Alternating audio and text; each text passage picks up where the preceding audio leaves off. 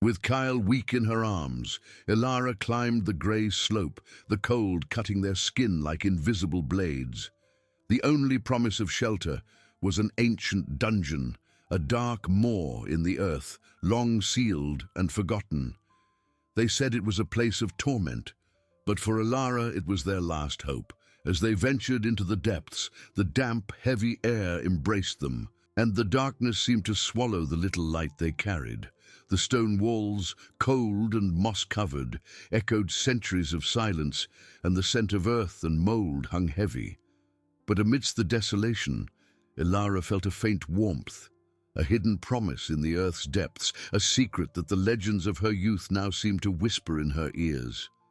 There, in that frightening refuge, she would make a home and fight against the cold, hunger, and sickness that threatened to claim her grandson, seeking the reward that the earth itself held for those who dared to defy fate. The darkness of the ancient dungeon swallowed them whole, a hungry maw that seemed to chew up the little light Ilara carried with her. The air, heavy and damp, embraced them like a cold shroud, and the smell of wet earth and mold was a constant reminder of the depth they were in. Kale, in her arms, was a burden that weighed not only with his fragile body, but with the anguish that squeezed the grandmother's heart. Each breath the boy took was a hoarse whisper, a faint thread of life that seemed about to extinguish. Ilara fumbled along the stone walls, cold and mossy, searching for a nook, any place that could offer a minimum of shelter from the biting cold that seeped into their bones. The silence was oppressive, broken only by the distant echo of a water drop and the desperate pounding of her own heart. She found a small recess, a slightly drier spot where the stones seemed less icy. Carefully, she laid Kale on the ground, using her own body as a shield against the freezing air, and covered him with the tattered blanket they still had left. Kyle's eyes were half closed, his skin pale, and his lips cracked.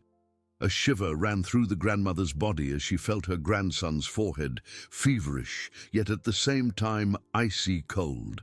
The sickness advanced, relentless, and with each passing minute, hope dwindled. Outside, the mountain was a tomb of ice. Inside, the dungeon was a purgatory of darkness and despair. But Ilara would not allow herself to give up. Not now, not with Kale. It was then that the warmth she had felt before, a timid whisper in the earth's depths, began to intensify. It was no longer a distant promise, but a subtle presence, a warm invitation amidst the sepulchral chill. It came from somewhere deeper, a corridor to the right, almost imperceptible in the gloom. A wisp of steam, almost invisible, danced in the air, carrying a different scent, earthy, but with a mineral touch Ilara couldn't identify. Curiosity, mixed with the purest and most desperate hope, ignited a flame within her. Leaving Kale for an instant, promising herself she wouldn't go far, Ilara crawled towards the warmth. Each step was a battle against darkness and fear. The corridor walls became damper, the stones slippery under her feet. The sound of water, once a solitary drip, transformed into a distant murmur, an underground stream that seemed to call to her. The corridor narrowed, forcing her to bend, to drag herself through tight crevices. Claustrophobia threatened to engulf her, but Kale's urgency was greater than any fear. The warmth increased, making the air dense and almost suffocating, but it was a welcome warmth, a miraculous anomaly in that icy hell. And then she saw it. It wasn't a light, but a glow, a vapor that radiated a ghostly luminescence, tinting the walls a soft reddish orange. The sound of water became clearer, a constant bubbling, an underground song. Ilara advanced a few more meters, her eyes adjusting to the gloom, until the passage opened into a cavernous chamber. And there it was, an underground lake, not of cold, stagnant water, but of a steaming liquid, its murky, milky waters exhaling a dense vapor that rose to the cave ceiling. The air was hot and humid, almost tropical, a shocking contrast to the deadly cold outside. The light came from the lake itself, a soft glow that seemed to emanate from its depths, revealing strange, shimmering rock formations on the walls. It was a place of wild and mysterious beauty, a secret guarded by the mountains for countless ages, a hot spring, the legend, the promise. Ilara's mind reeled. The stories her grandmother told about the healing waters that sprang from the earth's depths, waters capable of restoring life, of curing the most incurable diseases. She had always considered them mere fairy tales, whispers from a distant past. But there it was, before her, living proof. The tension in her chest transformed into an overwhelming wave of hope and despair. Kyle. He needed this. He needed these waters. With renewed strength, Ilara turned, her heart pounding in her chest. The way back seemed longer, darker, but the image of the steaming lake was a beacon in her mind. She had to bring him. She had to save him. Kyle's life depended on every step, every inch she crawled back to him, to her grandson, to the promise of a new life that the earth had finally revealed. The image of the steaming lake was a beacon, but the way back was a tunnel of darkness and terror. Every inch Ilara crawled back to Kale was an eternity. Her heart pounded in her chest, a drum of anguish and hope. What if he had worsened? What if life, already so fragile, had slipped away in those few minutes of absence? The darkness seemed to mock her. The whispers of the wind outside, echoing in the dungeon's crevices, seemed to lament an imminent loss. Lie, the small recess. Kyle was there, a small, inert mound under the tattered blanket. Ilara reached out a trembling hand, fear chilling her veins before she even touched him. Kyle's skin was even paler, almost translucent, and his breathing an almost imperceptible thread. But he was alive. A sigh of relief, mixed with a new wave of despair, escaped Ilara's cracked lips. There was no time to lose. With a strength she didn't know she possessed, Ilara took Kyle in her arms. The boy's body seemed lighter, consumed by illness. But to Ilara, it was a sacred weight, the last flame of her lineage. The journey back to the hot spring would be an ordeal, but the image of those healing waters was the only thing that propelled her. Every step was a monumental effort. The slippery stones, the oppressive darkness, the rarefied air in the narrow corridor, everything conspired against her. Kyle, in her arms, coughed weakly, a sound that tore at Ilara's soul. She pressed him against her, trying to transmit the warmth of her own body, the strength of her will. The mineral smell and the warm vapor began to make themselves felt again, a balm for her exhausted senses. The murmur of the water intensified, transforming into a promise, a song of healing.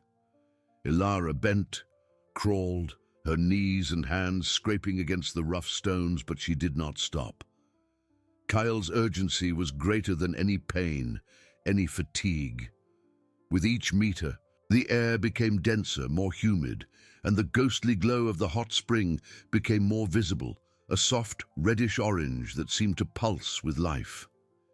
And then the passage opened. The cavernous chamber, once a glimpse of hope, was now the very materialization of a miracle. The lake steamed, its milky waters dancing under the soft glow that emanated from its depths. The heat was enveloping, almost suffocating, but it was a warmth that promised life, not the icy death that pursued them. Ilara staggered to the water's edge, her muscles trembling with exhaustion and relief. The hot steam rose, caressing her face, penetrating her lungs. Carefully, she knelt on the rocky edge, the warm waters inviting her. The bubbling sound was a calming melody, a stark contrast to the sepulchral silence from which they had come. Ilara plunged her hand into the water. It was warm, soft, almost silky. It wasn't too hot for Kale, but warm enough to heat his frozen bones. The legend, whispered for generations, was now a tangible reality. She slowly lowered Kyle, his feet touching the water first. The boy shivered, not from cold, but from a faint reaction to the warmth. His eyes, previously almost closed, opened slightly, fixing on the steam dancing above the surface. Ilara held him firm, submerging his fragile body up to his neck, keeping his head above the water. Kyle's body, once tense and rigid from the cold, began to relax. A sigh, deeper than the previous ones, escaped his lips. Ilara watched every minimal change, every breath. Kyle's pale skin seemed to gain a pinker tone under the warmth of the water. The chill that tormented her when she touched his forehead diminished. The fever, still present, seemed less aggressive, as if the waters were fighting the disease from the inside out. Hope, once a faint thread, now ignited into a stronger, more vibrant flame. As she held Kyle, feeling the warmth of the water envelop her own tired body, Ilara felt a wave of energy, a relief that was not just mental, but physical. The pains in her joints, the fatigue that had accompanied her for years, seemed to diminish, softened by the steam and the heat. It was as if the earth itself was embracing them, healing not only Kale, but also her, the old widow who had dared to defy fate. There, in that underground sanctuary, the promise of a new life began to unfold. It was not just Kale's salvation, but her own rediscovery. The hot springs, the secret guarded by the mountains, were more than a remedy, they were a rebirth. But the battle was not over. Kyle was still weak, the disease still lurked. The night would be long, and Ilara's faith would be tested every minute. As she watched over her grandson, hoping that the miracle of those waters would be fulfilled, the abandoned clay castle, the forgotten inheritance, now revealed its true treasure, a treasure worth more than gold, for it was the very essence of life. Night stretched over the underground chamber like a cloak of mystery and promise. Ilara, kneeling at the edge of the spring, held Kale, feeling her grandson's body float lightly in the milky waters. Each breath the boy took was observed with an almost painful intensity. The hot steam, rising in gentle spirals, seemed to envelop Kyle in a protective embrace, dispelling the cold that had consumed him. Slowly, almost imperceptibly, the cadaverous pallor of Kyle's skin began to recede. A faint blush, like the first ray of sun on a frosty dawn, tinged his cheeks. His cracked lips, previously grey, took on a pinker hue. His breathing, which had been a faint and irregular thread, became deeper, more rhythmic, as if the boy's lungs were finally expanding, absorbing the life that the humid, warm air of the cave offered. Ilara felt Kyle's forehead again. The fever, though still present, was no longer the devouring fire that had frightened her. It seemed to have diminished, contained by an invisible force emanating from the earth's depths. Kyle's eyes, previously half closed and unfocused, now opened a little wider, scanning the cave with childlike curiosity, though still veiled by exhaustion. He did not speak, but the simple act of looking, of reacting to the environment, was a balm to Ilara's tormented soul. As time dissolved in the cave's heated gloom, Ilara also felt the magic of the waters. The heat penetrated her bones, alleviating the chronic pains that had accompanied her for years. Her stiff joints, her tired muscles, everything seemed to relax, to soften. It was as if old age itself was being washed away, replaced by a subtle yet undeniable energy. The fatigue that had dragged her there, a heavy burden on her shoulders, began to dissipate, replaced by an attentive but less exhausting vigil. The cave, once a place of terror and despair, transformed into a sanctuary. The reddish-orange glow of the lake was the only light, dancing on the rocky walls and revealing strange, almost organic formations that seemed to have been sculpted by the water itself over millennia.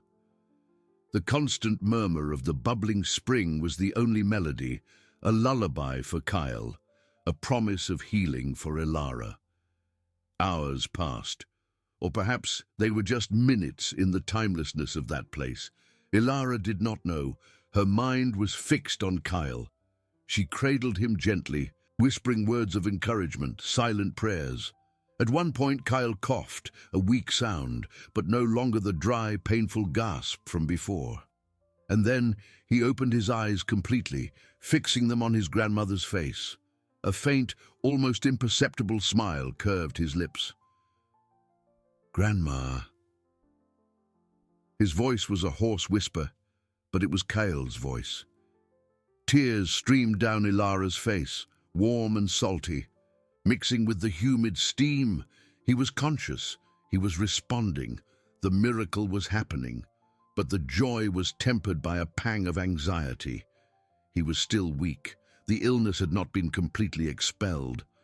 The battle was long, and the night was not yet over.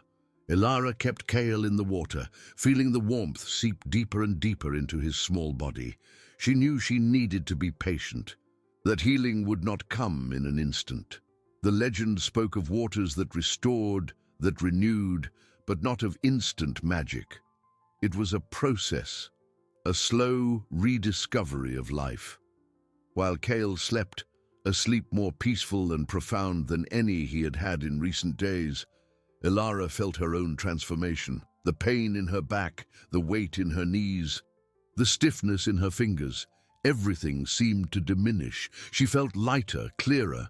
The fog that old age and sadness had deposited in her mind began to dissipate. Hope, once a heavy burden, was now a light wing that propelled her. The old widow, who had arrived at that abandoned castle with a heavy heart and a sick body, began to glimpse the new life that the premise had promised. It was not just Kyle's salvation, but her own resurrection. The hot springs not only healed the body's ailments, but also the soul's wounds, the weariness of an existence marked by loss. The clay castle, with its crumbling walls and air of abandonment, now revealed itself as a guardian of an invaluable treasure, a treasure that was not of gold or jewels, but of the very essence of life, health, hope. Ilara looked at her sleeping grandson, at the steaming waters that enveloped them, and an iron determination ignited in her chest. She would not just survive, she would live, and Kyle would live. There was still much to do. Food was scarce, the cold outside was deadly, and Kyle's healing journey had only just begun. But there, in that warm embrace of the earth, Ilara knew she had found the strength to face whatever came.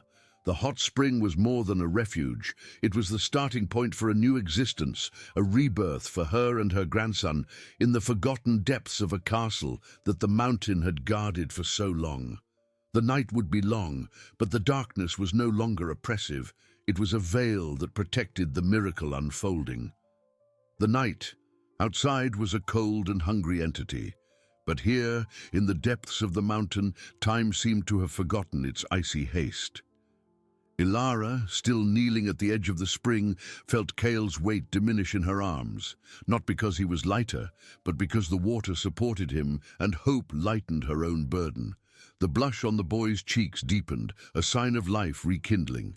His lips, once dry and cracked, now seemed softer, and his breathing, Kyle's breathing was the sweetest melody Ilara had ever heard.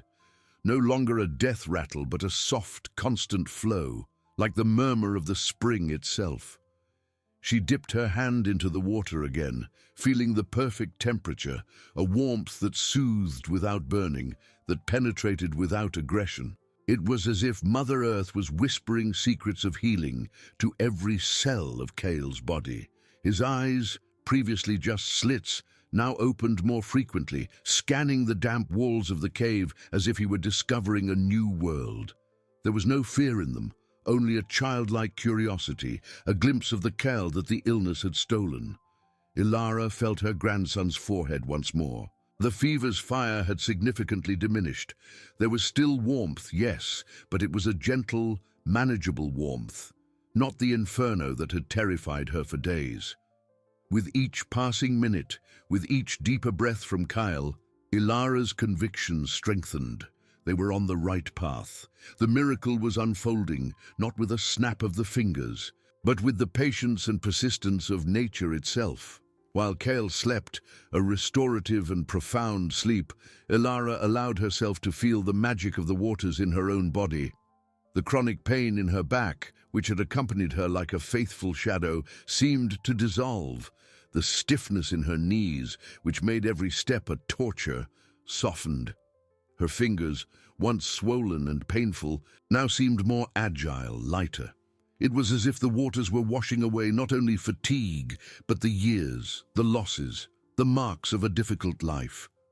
A subtle yet undeniable energy began to circulate in her veins, a vitality she hadn't felt in decades. The cave, with its reddish-orange glow and the constant murmur of water, was a protective womb. Shadows danced on the rock formations, creating fantastic images almost like silent guardians. Ilara felt no hunger, no thirst, only an attentive vigil, a deep connection with the environment and with the small being in her arms. She whispered prayers, no longer of despair, but of gratitude. Gratitude for that abandoned clay castle, for that forgotten inheritance that had revealed itself to be the greatest treasure of her life. Hours turned into a blessed eternity. Kale's sleep was the most peaceful she had witnessed in a long time. At one point he stirred, a gentle movement, and opened his eyes completely. They were clear, bright, fixing on Ilara's with a lucidity that made the grandmother's heart leap. "Grandma!" Kyle's voice was still hoarse, but stronger, more present. He tried to raise his hand, and Ilara held it, feeling the warmth of his skin. "My love," she replied, tears streaming freely, but now they were tears of relief and pure joy. "You're better, my little bird." Kyle smiled, a genuine smile that lit up his face. "I'm thirsty, Grandma." Those words, so simple, were irrefutable proof that life was returning. The desire, the need for something as mundane as water, was a sign of recovery. Ilara carefully scooped some of the warm spring water into her cupped hands and offered it to Kyle. He drank eagerly, small sips that seemed to restore even more of his strength. But the joy, though overwhelming, could not completely erase the shadow of reality. Kyle was still weak. The fever had diminished, but not completely disappeared. And the world outside, with its relentless cold and lack of food, still awaited them. They couldn't stay in the cave forever. The spring was a refuge, a sanctuary, but not a permanent solution to all their needs. Ilara felt a pang of anxiety, but she didn't let it overwhelm her. The new energy pulsing in her veins was stronger. She looked at Kyle, who now seemed more alert, watching the steam dance over the water. The battle was not over, but the tide had turned. Death had been driven away, and life, though still fragile, had clung on with tooth and nail. "We need food, my angel," Ilara whispered to herself, more than to Kale. "And we need a warm place to sleep that isn't the edge of a spring." Ilara's mind, previously clouded by illness and despair, now worked with renewed clarity. The clay castle, though in ruins, was the only shelter they had. There was much to do, but the prospect no longer frightened her. The old widow who had arrived there, bent under the weight of sadness and illness, was being replaced by a woman with a purpose, with a strength she had forgotten she possessed. The hot springs had not only healed Kyle, they had awakened Ilara. They had washed away the wounds of her soul, the weariness of an existence marked by loss. She looked at her grandson, her little miracle, and at the steaming waters that enveloped them. The promise of a new life was no longer a distant hope. It was a reality manifesting with every beat of her heart, with every breath of Kale. There were still monumental challenges ahead. The mountain was an unforgiving place, and the clay castle needed much more than a cleaning. But Ilara knew, with a certainty that filled her from head to toe, that they would overcome. They had the spring, they had each other, and they had the strength that the earth itself had granted them. The night continued, but the darkness was no longer a threat. It was a veil protecting the beginning of their rebirth. Kyle's healing journey had only just begun, but Ilara's journey to a new life was in full swing. Dawn was breaking, and the veil of night outside was beginning to thin, but in the cave, time danced at its own rhythm. Kyle, with his eyes still bright and his breathing soft, had fallen asleep again, a more natural sleep, free from feverish nightmares. Ilara held him nestled in her arms, feeling the warmth of his small body against hers. The fever had receded, but the pallor in his face and the fragility of his limbs were constant reminders that the battle was not entirely won. He was better, yes, but he was still a fledgling, vulnerable to the slightest breath of wind. Ilara's mind, previously a labyrinth of worries and fears, now functioned with a clarity that surprised her. It was as if the hot springs had washed away not only the body's toxins, but also the fog of mental exhaustion. She thought about food. The few supplies they had brought were almost gone, and what remained was inadequate for a recovering boy. Kyle needed something substantial, something that would nourish every cell of his convalescing body. The cold outside, she knew, was relentless. The mountain did not forgive. But the spring, as miraculous as it was, could not offer everything. They could not live there forever, immersed in the healing steam. The castle, ruined as it was the only shelter they had, the only place where they could try to establish a base, a home, however precarious. With a sigh that was more of determination than of tiredness, Ilara began to move. Carefully, she slid Kyle into a shallower part of the spring, where the water still covered him up to his chest, but allowed him to be more stable. She wrapped him with the piece of cloth she used as a blanket, ensuring that the warmth of the water and the fabric kept him safe while she was absent for a brief period. With each movement, she felt the new strength in her muscles. Her knees, previously stiff and sore, now bent with surprising flexibility. Her spine, which seemed to carry the weight of all her years, was straighter, lighter. It was as if the waters had infused into her veins the resilience of the earth itself, the tenacity of the rocks that surrounded her. She stood up, feeling the colder air of the cave on her skin, a stark contrast to the warm embrace of the spring. The flickering light of the fire, which she had kept burning with the few twigs she had found, cast dancing shadows on the damp walls. Her eyes scanned the environment, looking for something, anything that could be useful. There was a small opening in the rock, a narrow tunnel that led out of the main cave towards the depths of the castle. She remembered noticing it in her initial despair, but Kyle's urgency had prevented her from exploring. Now, with renewed purpose, she approached. The air coming from there was colder, laden with the smell of damp earth and mold. Ilara hesitated for an instant, the image of the biting cold outside haunting her mind. But Kyle's pale face, even in his peaceful sleep, was a powerful reminder of her mission. She needed food. She needed a safer place. Taking a deep breath, Ilara picked up a glowing branch from the fire, transforming it into an improvised torch.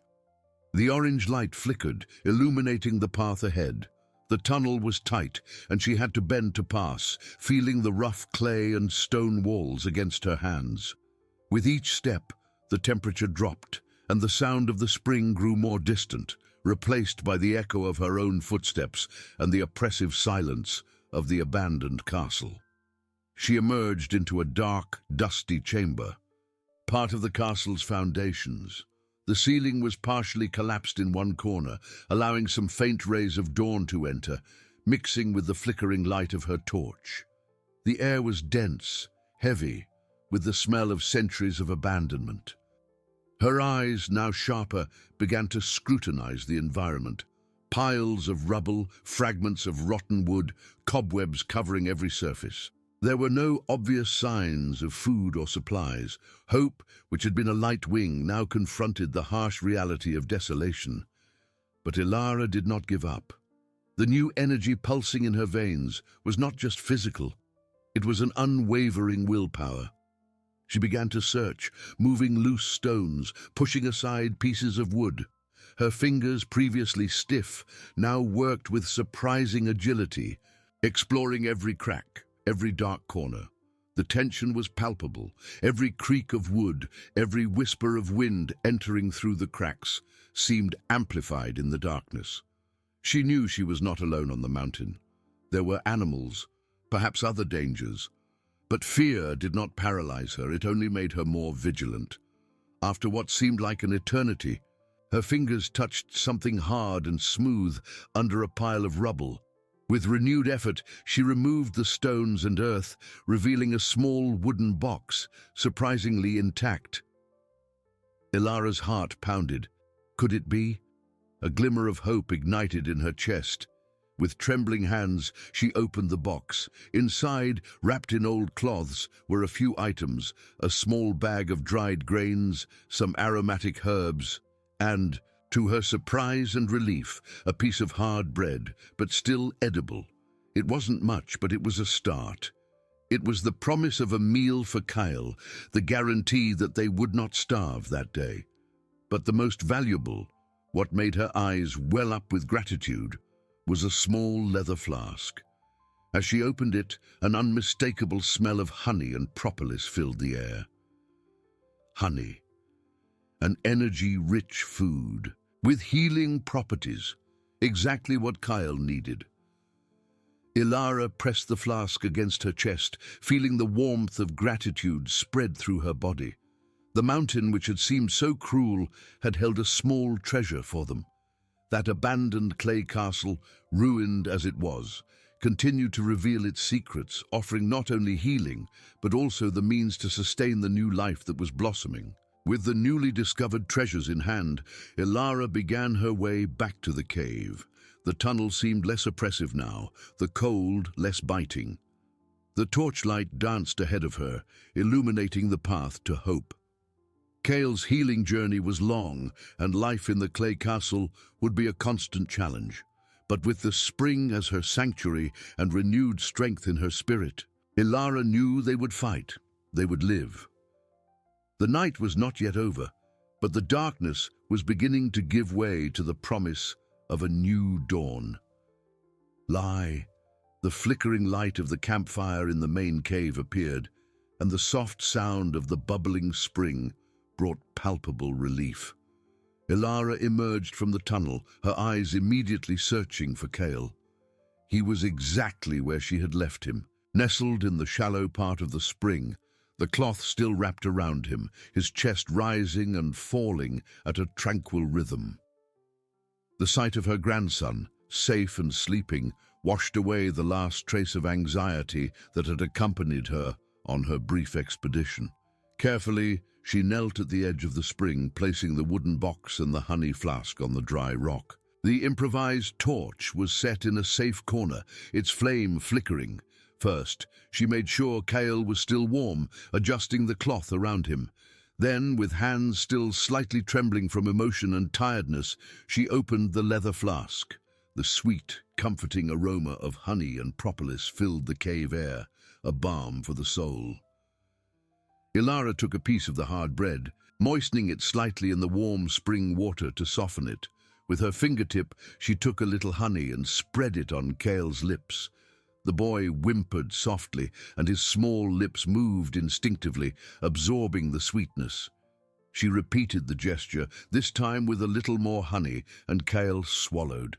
It was a sign, a small miracle.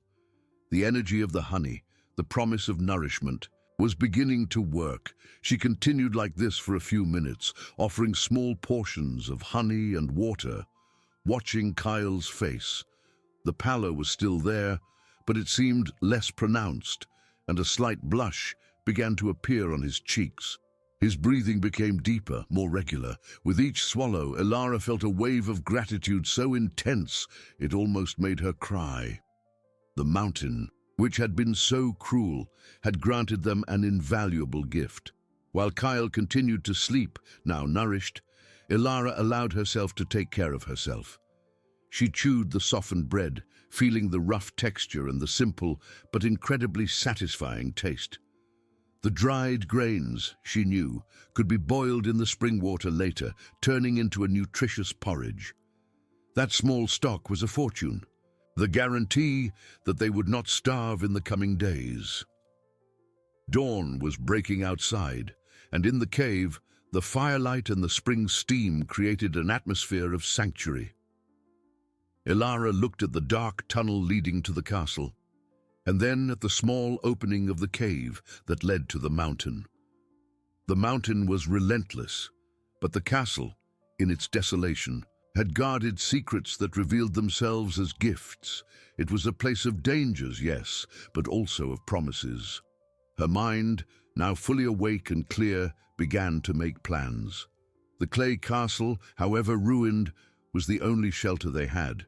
They needed a warm place to sleep, a place that would protect them from the biting wind and the creatures of the mountain.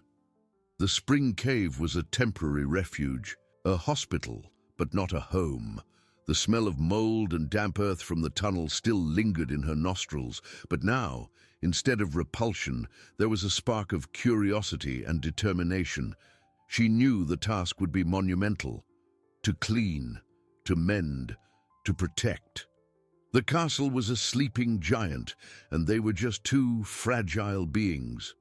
But the new Ilara, the woman who had emerged from the healing waters, was not intimidated. She had the spring, she had Kyle, and she had an inner strength that surprised her at every moment. With Kyle safe and fed, Ilara felt an urge to explore more. The faint light of dawn that began to filter through the cave opening called to her. She needed to understand the environment, to map out the dangers and possibilities. The wooden box, though small, had been a sign that the castle still had more to offer. She picked up the glowing branch again, rekindling the torch. Before leaving, she took one last look at Kyle, her little miracle. He was sleeping deeply, a faint smile playing on his lips. The fever was gone, replaced by a restorative sleep.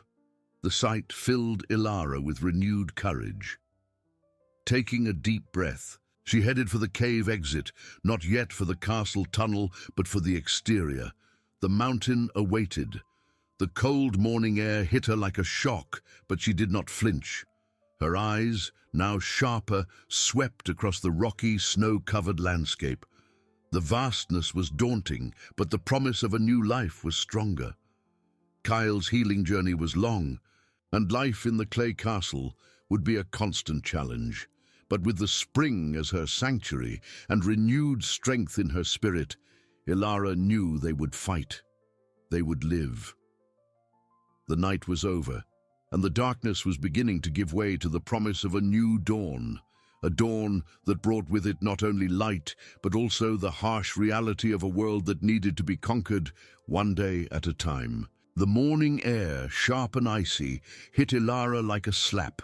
She emerged from the cave, the improvised torch flickering in her hand, its weak warmth a promise against the white and grey vastness that stretched before her.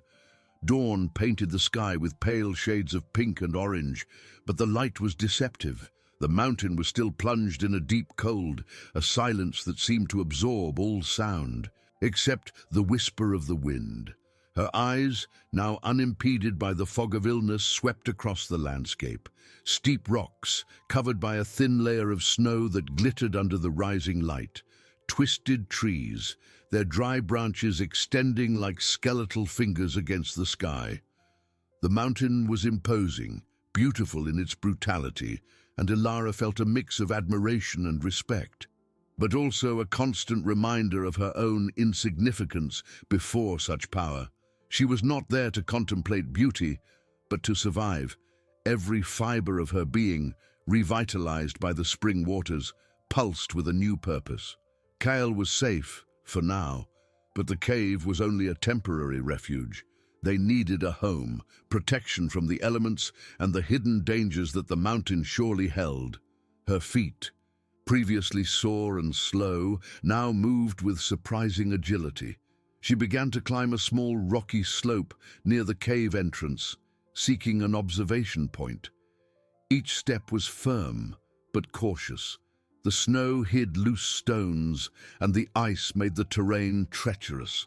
The smell of damp earth and dry pine filled her nostrils, mixing with the distant aroma of smoke, perhaps from some animal's fire or a human encampment even further away.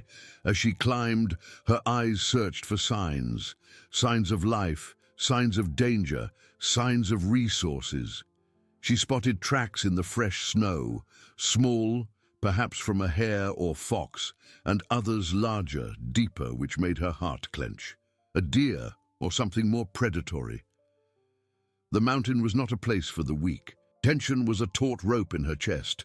With each creak of a branch under her feet, with each shadow that danced in her peripheral vision, she turned, the torch raised, her senses sharpened. The silence was interrupted only by the wind whistling in her ears and the blinking of her own eyelids. She knew she was not alone. The mountain was alive, and not all life was benign. She reached a small plateau. From there, the view was breathtaking. The clay castle in its desolation seemed even more imposing, its crumbling towers and cracked walls telling stories of centuries. Below, the valley stretched out, covered by a dense, dark forest. And further away, Ilara spotted something that made her stop. A trail.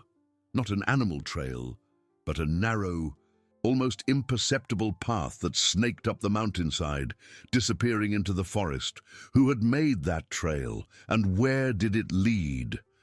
The discovery ignited a new flame of curiosity and apprehension in her chest. The mountain was not as isolated as she thought. There were others. Were they friends or foes? Her eyes continued to sweep the landscape. She needed firewood. The cold was relentless, and the small fire in the cave would not last forever. She spotted a small cluster of dead trees a little further down, their dried trunks and fallen branches promising fuel. It was a risk to stray too far from the cave, but a necessity. With the decision made, Ilara began to descend carefully towards the trees. The ground was even more treacherous here, with slippery moss and loose stones. She clung to every bush, every rocky outcrop, her muscles working in a way she hadn't felt in decades. The new strength was a miracle, but it did not make her invulnerable. As she approached the trees, a metallic glint caught her attention.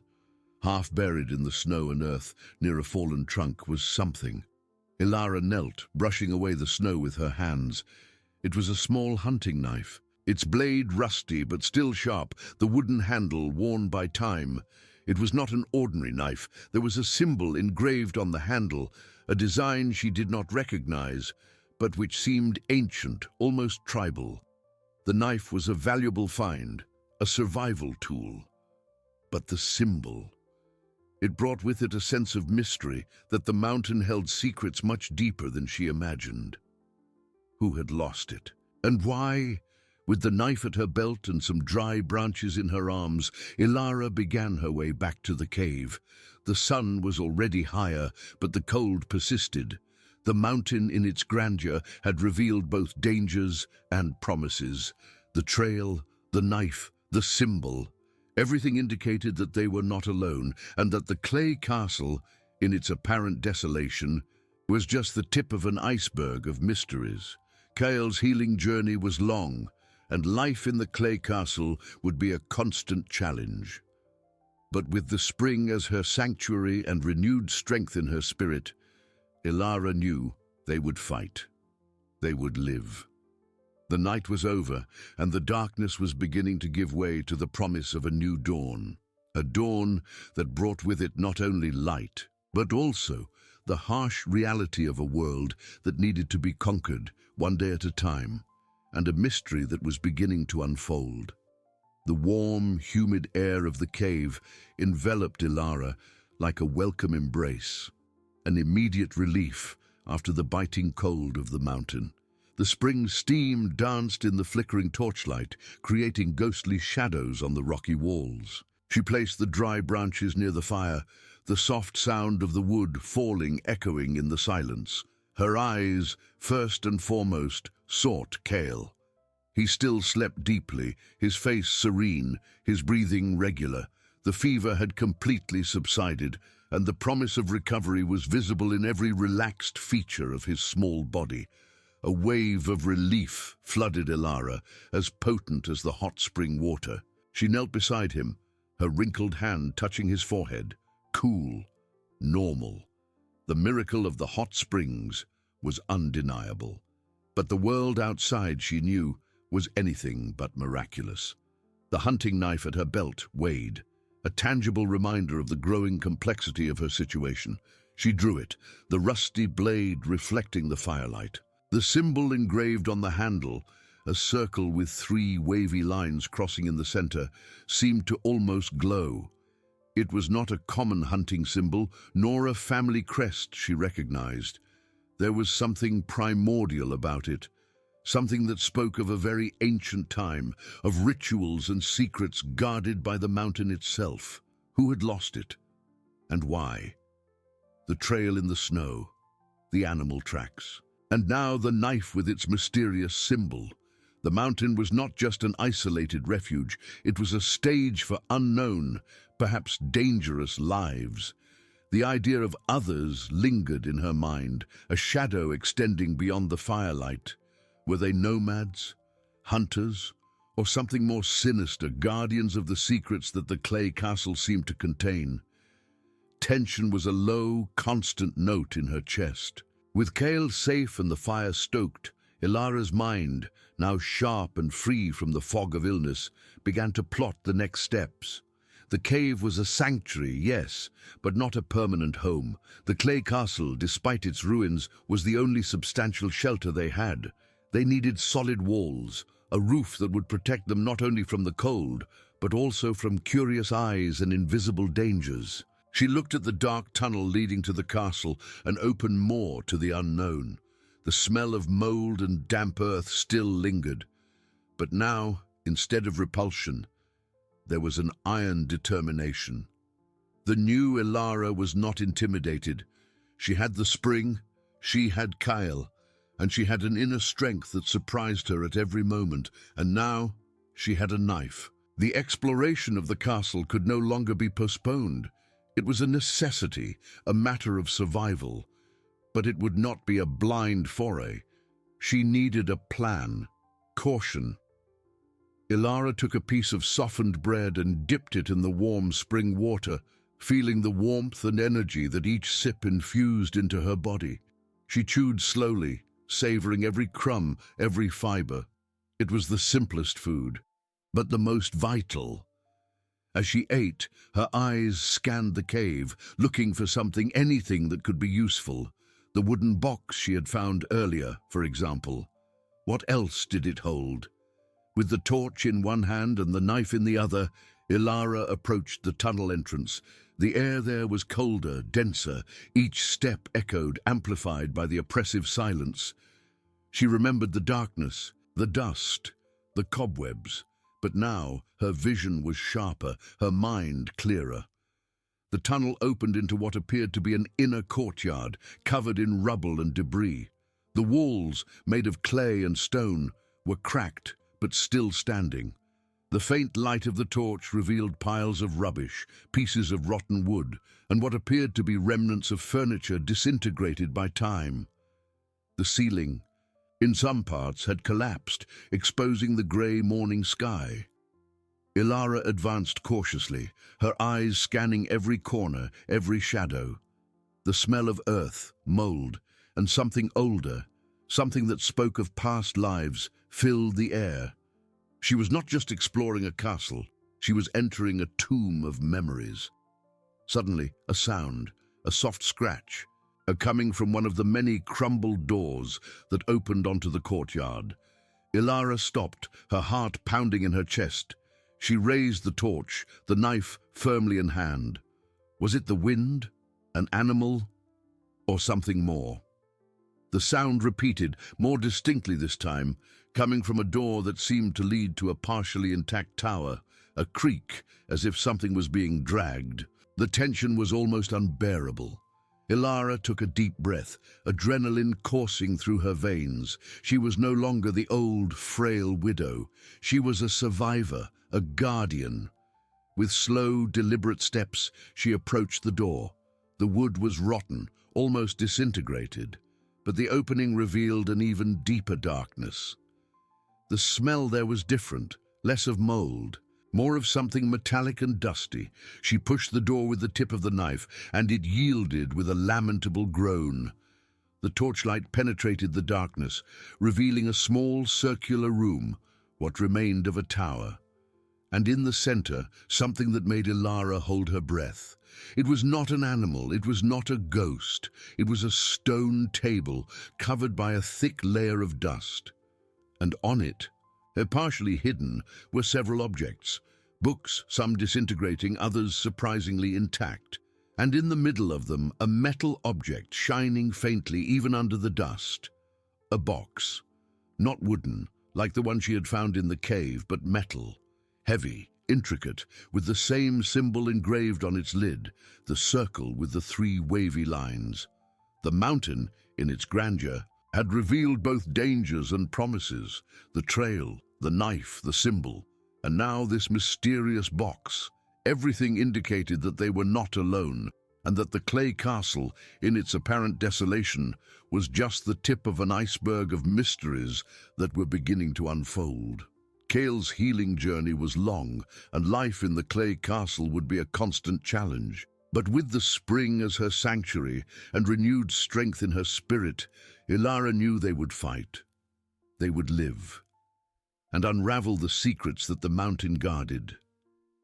The air in the small circular tower seemed to freeze, not from cold, but from the revelation. Ilara, with the torch trembling slightly in her hand, fixed her eyes on the metal box on the stone table. It was not just an ancient object, it was a bridge to the unknown, a tangible link to the mystery that the mountain and the clay castle seemed to hold. The symbol engraved on the lid, the circle with the 3 wavy lines, was identical to the one on the knife at her belt. A coincidence? Ilara did not believe in coincidences. There was a connection, a secret language that the mountain was beginning to whisper. She approached, the sound of her own footsteps muffled by the dust and the sepulchral silence. The box was made of dark metal, perhaps bronze or aged iron, heavy and robust. Its edges were crafted with a precision that spoke of skilled artisans, of a time when every object was a work of art. Dust covered it like a veil, but Ilara could feel the energy emanating from it, a promise of long-buried secrets. With gloved hands, she brushed away the layer of dirt, revealing the smooth, cold surface of the metal. The symbol, now clean, seemed more vivid, almost pulsing. There was no visible lock, no obvious hinges. It was an enigmatic box, designed to protect its contents from curious eyes and improper hands. Ilara tried to lift it, but the box was firmly attached to the table, as if it were part of it. An optical illusion, she realized. The box was too heavy to be moved easily, and the dust had fixed it to the surface. She ran her fingers over the lid, searching for a hidden mechanism, a crack, a button. Nothing. The surface was continuous except for the symbol. There was something else she knew. The mountain did not give up its secrets so easily. If the knife was a key, perhaps the box required another form of interaction. Her eyes scanned the room again. The books, disintegrating into dust, were silent witnesses to lost knowledge. She touched one of them, and the cover crumbled in her hands, the pages turning to powder. But one, more robust, seemed to have resisted time better. It was a small book, bound in dark leather, with the same symbol engraved on its cover. Ilara picked it up carefully. The pages were thick, made of a material that looked like parchment, and the letters, written in an ancient and unknown script, were accompanied by detailed illustrations of plants, animals, and constellations. It was not a language she could read, but the images were universal. There were drawings of mountains, underground rivers, and yes, the same symbol, repeated on several pages, sometimes alone, sometimes in conjunction with other glyphs. As she leafed through the book, one page in particular caught her attention. It was a map, not a common map, but a map of the mountain, with rivers, caves, and points marked with the symbol. And in the center, a larger point, with the same circle and 3 wavy lines clearly indicating the location of the castle. But there was something else, a series of dashed lines leading from the castle to other points on the mountain, some marked with different symbols, others with the same. One of them, in particular, seemed to indicate an underground passage, perhaps a network of tunnels. Ilara's mind reeled. This was not just an abandoned castle, it was a center, a starting point for something much larger. The others were not just hunters. They could be the descendants of those who built this place, the guardians of these secrets. She looked at the box again, then at the book, and then at the knife at her belt. The symbol, the key. There was a reason for the knife to have the symbol. She drew it from her belt, the rusty blade, but still sharp, glinting in the torchlight. With a premonition, Ilara brought the tip of the knife to the symbol engraved on the box lid. The moment the tip of the blade touched the center of the circle, a soft click echoed in the room. It was not a loud sound, but amidst the silence it seemed like thunder.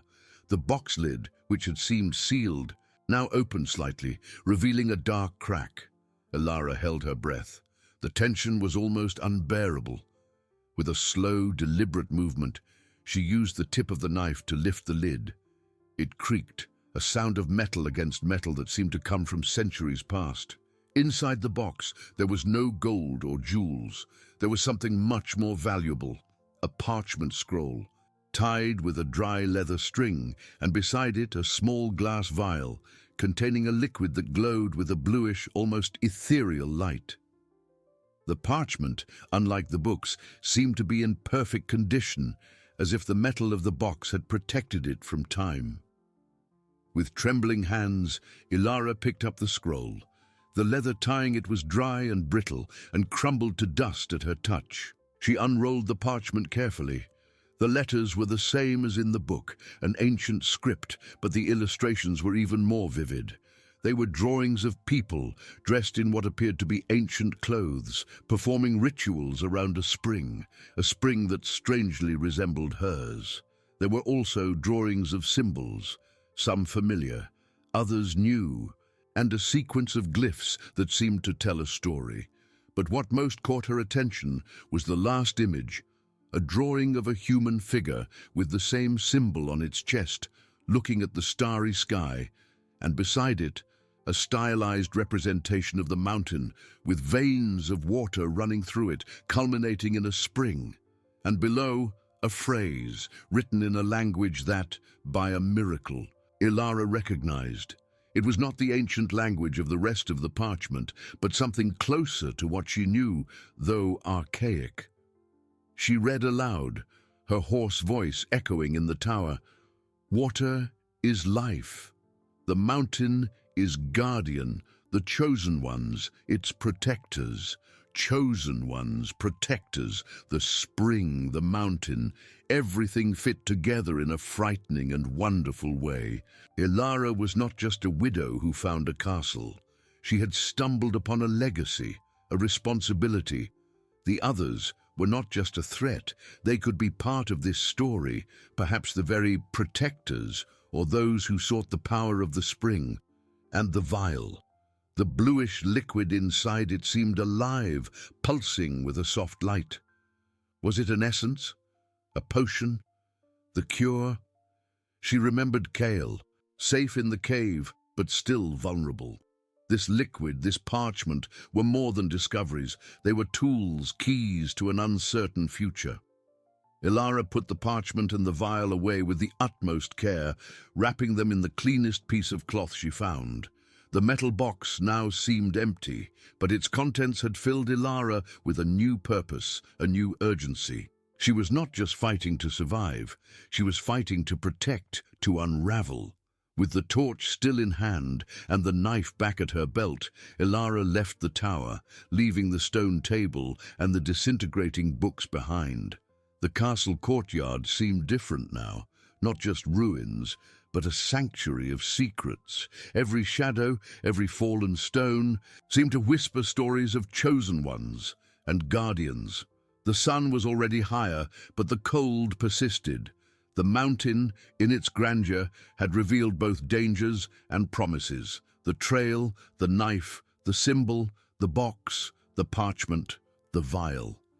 Everything indicated that they were not alone, and that the clay castle, in its apparent desolation, was just the tip of an iceberg of mysteries that were beginning to unfold.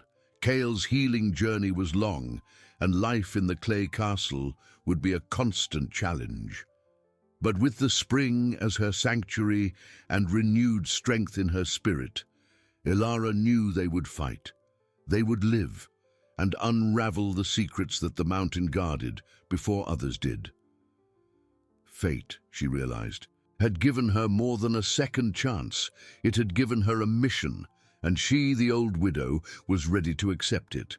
The weight of the parchment and the vial in her hands was not just physical, it was the weight of a newly discovered destiny, of a responsibility that the mountain, in its ancestral wisdom, seemed to have entrusted to her. Elara, the solitary widow who sought only refuge and healing, was now a chosen one, a protector. The bitter irony, but also the strength that this revelation infused in her, was palpable. Each step out of the circular tower seemed to echo the phrase engraved in her mind: "Water is life, the mountain is guardian, the chosen ones its protectors." The sun, which had once seemed a comfort, now revealed every shadow, every crack in the castle ruins as potential hiding places for the others. The threat, which had once been just an intuition, now had a context, a history. They were not just invaders. They could be the descendants of the ancient builders, or perhaps those who had strayed from the path, seeking the power of the spring for less noble ends. Tension was a taut rope in her chest, ready to snap. Elara pressed the parchment and the vial against her body, protecting them as if they were Kale's very essence. The bluish liquid inside the vial pulsed, a faint, almost magical light that promised as much as it frightened. Was it the cure, the concentrated essence of the spring, or something more, something the ancients used for rituals, to strengthen the chosen ones? Uncertainty was a slow poison, but hope a powerful antidote. The descent down the spiral stairs of the tower was faster, driven by urgency. The icy wind whipped her face, but Elara barely felt it. Her mind was on Kale, in the cave, waiting. He was the reason for everything, the catalyst for this unexpected journey. If this liquid could save him, she would risk everything. Upon reaching the main courtyard, the clay castle was no longer just a pile of ruins. It was a sanctuary, a bastion of secrets. The cracked walls seemed to whisper stories of a glorious past, of rituals and guardians. Elara looked at the map on the parchment, still fresh in her memory. The dashed lines, the marked points, the network of tunnels. The mountain was not just a natural barrier, it was a living organism, with veins of water and secret passages, and the castle, its heart. She needed to get to Kale, but caution was essential. The others could be anywhere, watching. Every sound, every moving shadow was an alert. Elara moved with the agility that the mountain and the spring had given her back, sneaking among the ruins, keeping an eye on her surroundings. The knife at her belt was a constant reminder of the threat, but also of her own capacity for defense. She reached the cave entrance, the warm air of the spring welcoming her. The smell of sulfur and wet earth was now a familiar perfume, a sign of safety. Kyle was where she had left him, huddled under the firs, his breathing shallow and irregular. His face was pale, his lips cracked, and a cold sweat covered his forehead. The sight tightened Elara's heart.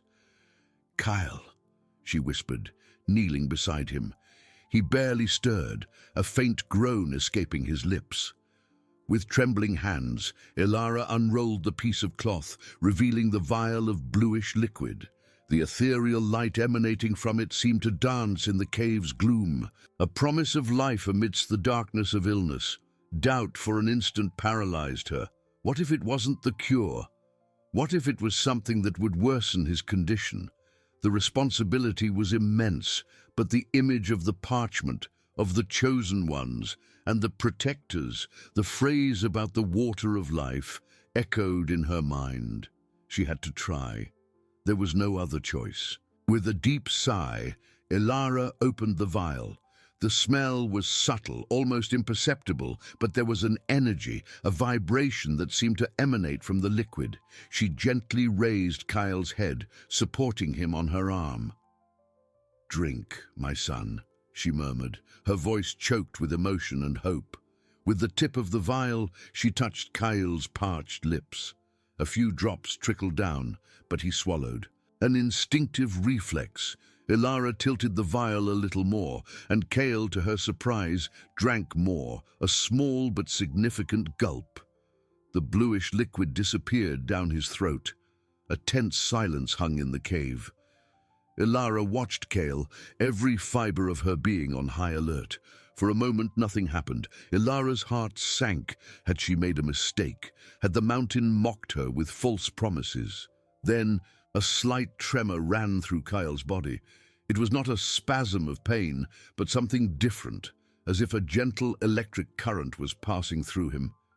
His eyes, previously glazed, blinked. A stronger groan escaped his lips, and he tried to move, a weak but visible attempt. Ilara held her breath, her eyes widened. Kyle's features, previously grey, seemed to acquire a pinker tone, and the cold sweat began to dry. His breathing, though still weak, seemed deeper, less shallow. It was a miracle, or perhaps just the mountain's promise being fulfilled. The bluish liquid, the essence of the chosen ones, was working. Ilara felt a wave of relief so intense that her legs threatened to give way. But along with the relief came a new wave of determination. Kyle was recovering, but the journey was far from over. The mountain had revealed its secrets, but also its demands. She was a protector now, and there were others out there who might seek that same power. She looked at the parchment, which she had carefully put away. The map, the glyphs, the history of the chosen ones. There was more to be discovered, more to be understood. Kyle's healing was the first step, but the protection of the spring, of the mountain's legacy, was the mission that now defined her. The clay castle, the spring, the knife, the box, the parchment, the vial. Everything fit into a larger puzzle, a puzzle that Ilara was destined to solve. And she was ready. The old widow, now a guardian, was ready to fight. The tense silence in the cave was broken by a deep sigh from Kyle, no longer a faint groan, but an intake of breath that seemed to pull life back into his lungs. His eyes, previously glazed and unfocused, blinked again, and this time they opened, not completely, but enough to reveal a glimmer of consciousness, a faint light Ilara hadn't seen in days. He moved his head slightly, and his cracked lips parted, a hoarse, almost inaudible sound escaping. "Mom!" The word, barely whispered, was like the sweetest melody to Ilara. Warm tears streamed down her face, a mix of relief and gratitude. The bluish liquid, the essence of the mountain, had worked. It wasn't an instant cure, but it was an awakening, an undeniable sign that life was returning to Kyle's body. She hugged him carefully, feeling the faint warmth that began to radiate from his body, replacing the feverish cold. "Yes, my son, I'm here. You'll be fine," she murmured, her voice choked. Kyle closed his eyes again, but this time it seemed to be a more peaceful, restorative sleep. His breathing became more regular, and the rosy tone in his face deepened. Ilara remained there, holding him, observing every small improvement, every beat of his heart that seemed stronger. Doubt dissipated, replaced by an unwavering certainty. The mountain had kept its promise. But with the certainty of healing came the clarity of the mission. Kyle was safe for now, but the threat of the others still loomed. The parchment, still rolled up and secure in her hands, was more than a map. It was a testament, a guide to a legacy she was now a part of. Water is life. The mountain is guardian, the chosen ones, its protectors. The phrase echoed in her mind, a mantra that propelled her. She was no longer just a widow seeking refuge. She was a guardian, a protector of something ancient and powerful. With Kyle in a deeper sleep, Ilara carefully pulled away, but without letting go of the parchment. The ethereal light of the empty vial still seemed to pulse in her memory, a vivid reminder of the power she had just witnessed. She needed more than Kyle's healing. She needed to understand the map, the glyphs, the network of tunnels that stretched beneath the mountain. Unrolling the parchment again, in the cave's gloom, Ilara studied the map with renewed intensity. The dashed lines, the unknown symbols, the marked points that she now perceived as chambers or important junctions. The mountain was not just a mass of stone. It was a living labyrinth with veins of water and secret passages that intertwined like a complex organism. The clay castle, she realized, was just the main entrance to a much larger underground world. One point in particular caught her attention, a familiar glyph, the same symbol she had found on the knife and on the chest of the figure in the parchment, was marked in a central area of the map where several tunnel lines converged. It seemed to be the heart of the mountain, perhaps the original source of the spring, or an even older sanctuary. And from this central point, a thicker line extended, culminating in a location that appeared to be the spring they were using, but also branched off to other areas, some marked with symbols of danger or restricted passage. As Ilara was absorbed in the map, a distant sound made her raise her head, her heart quickening. It wasn't the wind nor the creaking of rocks. It was a metallic, muffled sound coming from outside the cave, from the castle courtyard. A sound she recognized, the clang of metal against stone, followed by whispers. They were there. The others. The tension, which had subsided for a brief moment with Kyle's improvement, returned with full force, an icy wave that ran through her. They were close, perhaps searching the ruins, looking for what she had found. Time was of the essence. Ilara rolled up the parchment again, pressing it against her chest. She couldn't stay hidden forever. The mountain had given her a purpose, and now she needed to act. She looked at Kyle, who slept deeply, his face more relaxed. He was safe for now, but true safety would only come when she unraveled the mountain's secrets and neutralized the external threat. With the knife firmly attached to her belt and the torch lit, Ilara made a decision. She needed to explore. The map was the key, and the central point, the heart of the mountain, was her next destination. If the others were looking for something, it was likely they were looking for the same thing. She needed to get there first. Leaving Kyle with a supply of water and the furs to keep him warm, Ilara moved silently to the cave entrance. The cold morning air hit her, but she barely felt it. Her senses were sharpened, every fiber of her being on alert. She peered out between the rocks. The castle courtyard was desolate, but not empty. Shadows moved among the ruins, slender, furtive figures, their movements calculated, their gazes sweeping every corner. They were armed, and the sunlight reflected on their blades. They were more than mere looters, they were hunters, and what they hunted was beneath their feet in the depths of the mountain. Ilara retreated into the darkness of the cave, her heart pounding. The threat was real, palpable, But fear did not paralyze her, it only fueled her determination. She was a protector now, and protectors do not hide, they act. The map in her hands was not just a guide to a treasure, it was a battle plan. The old widow, now a guardian, was ready to face the labyrinth of the mountain and the dangers that lurked in its shadows.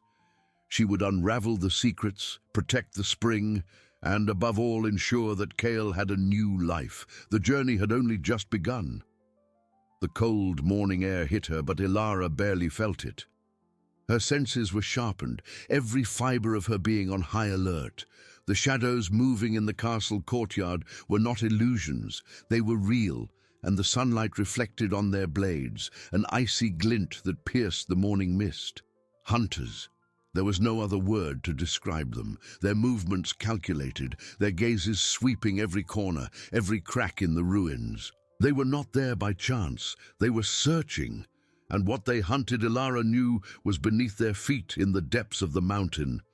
She retreated into the darkness of the cave, her heart pounding against her ribs.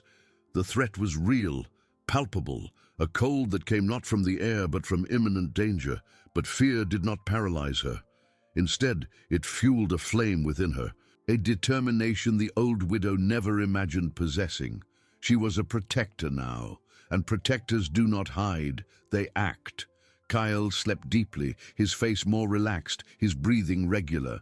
He was safe for now, but true safety would only come when she unraveled the mountain's secrets and neutralized the external threat. The map in her hands was not just a guide to a treasure, it was a battle plan. The old widow, now a guardian, was ready to face the labyrinth of the mountain and the dangers that lurked in its shadows.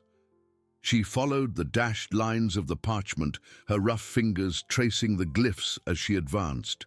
The air grew denser, humid, and the smell of wet earth and minerals filled her nostrils. The path was treacherous, with loose stones and uneven ground that demanded all her attention.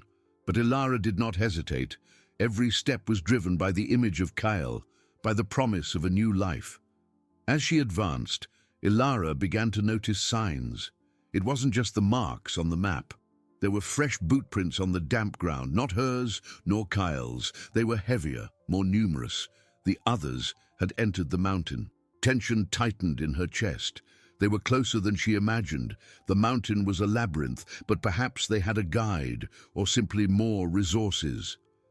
A distant sound made her stop, her heart leaping into her throat. A muffled murmur, followed by a metallic click. It seemed to come from a parallel passage, echoing through the earth's depths. Ilara extinguished her torch, plunging into total darkness, relying only on her other senses. The smell of torch smoke, different from hers, reached her. They were using torches too. She could feel the vibration of their footsteps through the rocky ground. Waiting in the darkness, Ilara heard the voices approach, then recede, the sound getting lost in the intricate passages. They were exploring but seemed disoriented, their voices laden with frustration. This gave her an advantage. They did not know the mountain as she did. They did not have the map of the chosen ones. Carefully relighting her torch, Ilara continued, now with renewed urgency. The central glyph on the map was getting closer and closer. The passage widened, revealing a natural chamber, vast and imposing. In the center, there was a rock formation that seemed to have been sculpted, not by nature, but by ancient hands. It was an altar, or perhaps a pillar of power. And on it, the same glyph she had found on the knife and the parchment was engraved in the stone, pulsing with a faint bluish light, almost imperceptible. This was the heart of the mountain. As she approached, Ilara felt an energy vibrate in the air, stronger than that of the spring.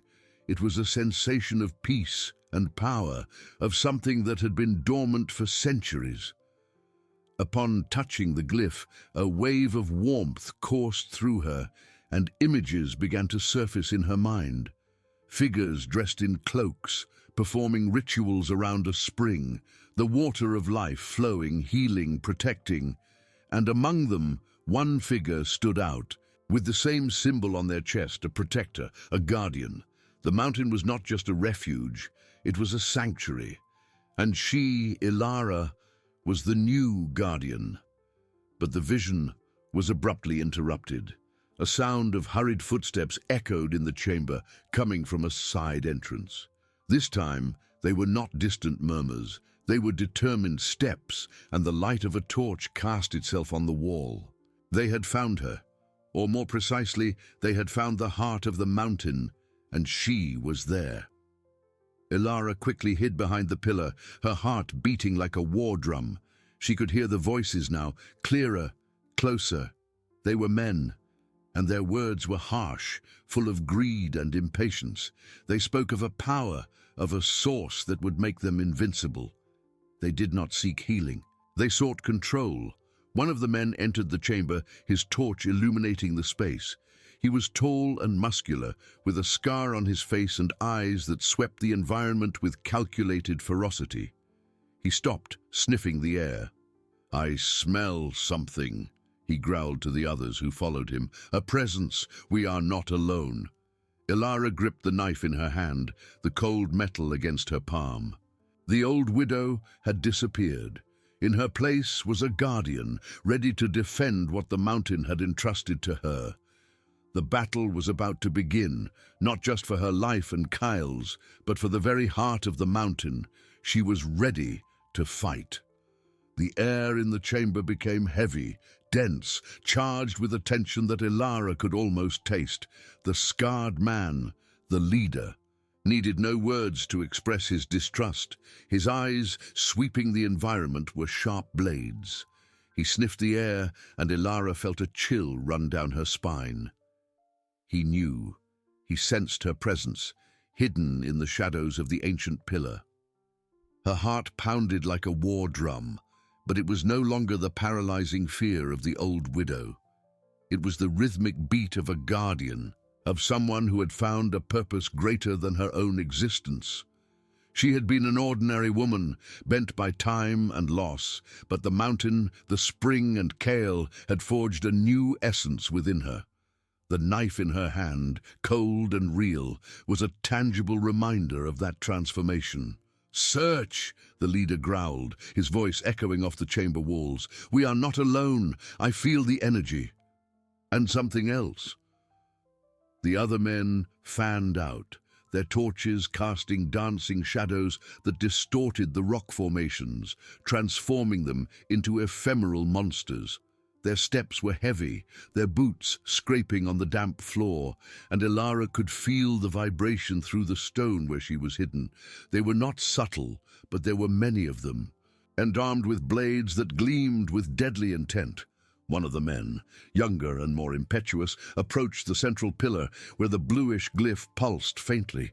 He reached out a hand, his curiosity overcoming caution. "What is this, Chief? It looks ancient." The leader turned, his eyes fixed on the glyph. "It's the source, the heart we seek. Don't touch anything until I say so." The greed in their voices was palpable, a stark contrast to the purity Ilara had felt when touching the glyph. They did not seek healing, life. They sought power, control, and that, Ilara knew with chilling certainty, she could not allow. The mountain had entrusted her with its secrets, and she would protect them with her last ounce of strength. As the impetuous man approached the pillar even closer, his eyes fixed on the glyph, Ilara made her decision. She was not a warrior, but she was cunning, and the mountain was her ally. In a swift, silent movement, she picked up a small loose stone from the ground and threw it forcefully against a more distant rock formation, creating a loud, dry crack that echoed through the chamber. All the men turned their heads in the direction of the sound, their torches swinging frantically. "What was that?" one of them asked, his voice laced with nervousness. In that instant of distraction, Ilara acted. She emerged from behind the pillar, not to attack, but to move. With the surprising agility that the spring seemed to have granted her, she ran to the base of the pillar, where the glyph pulsed with greater intensity. Her rough fingers touched the cold stone, and a wave of energy coursed through her, no longer gentle as before, but vibrant and protective. The glyph, as if responding to her touch and the imminent threat, began to glow with a stronger bluish light, pulsing at an accelerated rhythm. The light expanded, enveloping the pillar and casting dancing shadows that seemed to come alive. A low, deep hum filled the chamber, an ancestral melody that seemed to come from the earth's depths. The men cried out, covering their eyes with their hands, disoriented by the sudden light and the deafening sound. The leader, though stumbling, tried to maintain his composure. "Don't stop! Get her! She's activating the source!" But the mountain had its own plans. As the bluish light reached its peak, the ground beneath the intruder's feet began to tremble. Small stones fell from the ceiling, and cracks formed in the walls, accompanied by a sharp, sinister creak. It was not an earthquake, but a controlled manifestation, a warning. Ilara, still with her hand on the glyph, felt the mountain respond. She was not causing the tremor, but the mountain was reacting to her presence and her intention to protect. The glyph's light intensified for a brief moment, and a wave of heat spread, pushing the men back. They fell, their torches rolling across the floor, the flickering light now weaker and more distant. The leader, with a roar of frustration, tried to get up, but the tremor knocked him down again. "Retreat, retreat," he shouted, realizing that the mountain was turning against them. "We can't fight this, not yet." The men, frightened and disoriented, began to crawl towards the side entrance from which they had come, their voices full of panic. The tremor gradually subsided, and the glyph's light returned to its soft, faint pulsation, as if the mountain had exhausted its momentary fury. Ilara watched them retreat, her body trembling, but not from fear, but from the adrenaline and energy that had coursed through her. They were gone, for now. Silence returned to the chamber, which now seemed even vaster and more imposing. She removed her hand from the glyph, feeling the residual warmth in her palm. The mountain had helped her. She was indeed the guardian, but the victory was temporary. They would return more prepared, more determined. Their greed was a powerful force, and what they sought was the heart of the mountain, the same power that had just protected her. Ilara looked at the glyph, now more than a symbol. It was a connection, a promise. She needed to understand more, to learn to use this energy, not just to defend herself, but to protect the spring, Kale, and the mountain itself. The journey was far from over.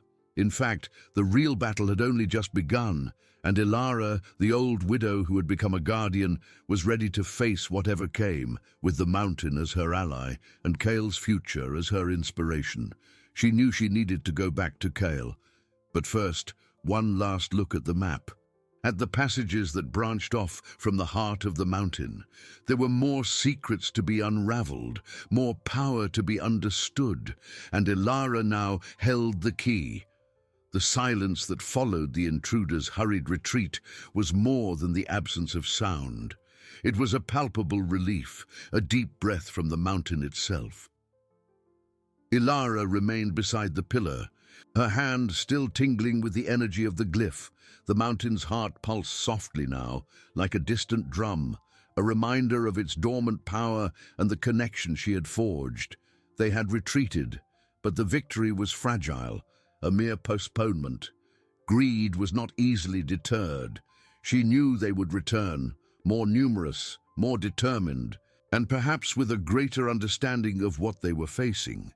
The old widow had died in the darkness of the passages, and in her place, a guardian had been born. But this guardian needed more than instinct. She needed knowledge. Her eyes turned to the map, which she had kept in her cloak pocket. Under the faint light of her torch, the glyphs and lines seemed to dance, revealing secrets that had previously been hidden. The central glyph, the heart of the mountain, was there, but branching from it, there was a series of smaller, interconnected symbols, which she now perceived as a defense system, a network of protection that the chosen ones had left behind. One of these glyphs in particular caught her attention. It was a symbol of closure, of sealing. Located in one of the main passages leading to the chamber, it was not to destroy, but to protect, to make the path impenetrable for those who were not worthy. It was the key to the mountain's lasting security, a shield against desecration. As Ilara studied the map, a new sound echoed, not of footsteps, but of distant voices, stronger than before. They were returning, and this time, there was no hesitation in their tones. The leader, the scarred man, had regrouped his men, and the fury in his voice was a harbinger of their determination. Ilara did not hesitate. With a new clarity of purpose, she followed the lines of the map, moving with an agility that belied her age. The knife in her hand was no longer a weapon of attack, but an instrument, perhaps the tool that would activate the sealing glyph. She ran through the passages, the sound of the intruders approaching, their hearts beating in unison with hers. She found the location indicated on the map, a smooth stone wall, seemingly ordinary, but which housed an almost invisible glyph, carved with millennial precision. It was the sealing glyph. The men's footsteps were now very close, their torches casting long, distorted shadows on the opposite wall. Ilara could hear the leader shouting orders, the clang of metal against stone, the certainty in their voices that this time they would capture her. With the knife in hand, Ilara touched the glyph. There was no light, no immediate tremor, only a sensation of intense cold that ran up her arm, followed by a deep warmth that spread throughout her body. She felt the mountain respond, not with fury, but with a silent acceptance. The knife, the symbol of the chosen ones, was the key. She traced the lines of the glyph with the tip of the blade, feeling the stone yield, not physically but energetically. The moment the last stroke was completed, a low, continuous hum filled the air, deeper than any sound she had ever heard. The stone wall began to vibrate, and the glyph lit up with a blue-green light, pulsing at a slow, majestic rhythm. The light expanded, not to illuminate, but to merge with the stone itself, making it dense, impenetrable. The men reached the passage, stopping abruptly at the sight of the stone wall now glowing with an ethereal light. The leader tried to advance, but an invisible force pushed him back. He shouted, trying to strike the wall with his sword, but the blade ricocheted, leaving not even a mark. The wall was no longer just stone, it was the mountain's own will manifested. "What is this?" he growled, his voice full of dread and frustration. "She sealed the way. We can't pass." The other men tried, but the same force repelled them. The glyph pulsed, and the wall seemed to absorb the light itself, becoming more solid, more final. The mountain had spoken, and its message was clear. This sanctuary was closed to those who sought only power and destruction. Ilara watched them, not with triumph, but with a resolute stillness. The tension dissipated, replaced by a feeling of profound peace. They were gone this time, forever. The mountain was safe. She returned to the central chamber, to the pulsing glyph on the pillar. The energy radiating was now more stable, more serene. The spring, the water of life, would continue to flow, healing and protecting. The mountain, which was once just an abandoned clay castle, was now a refuge, a sanctuary, and Ilara, the widow who found healing, was its guardian. Her journey had not ended, but it had transformed. She needed to go back to Kael, to the castle that was their home above ground. But now she knew she had a greater purpose, a responsibility that filled her with a strength she never imagined possessing. The mountain had given her a new life, and she in turn would dedicate that life to protecting its heart. Upon returning to the surface, the clay castle seemed different, no longer a symbol of abandonment, but of a new beginning. Kael awaited her, his eyes shining with the innocence and hope that Ilara had found again. She hugged him, feeling the promise of a safe and purposeful future.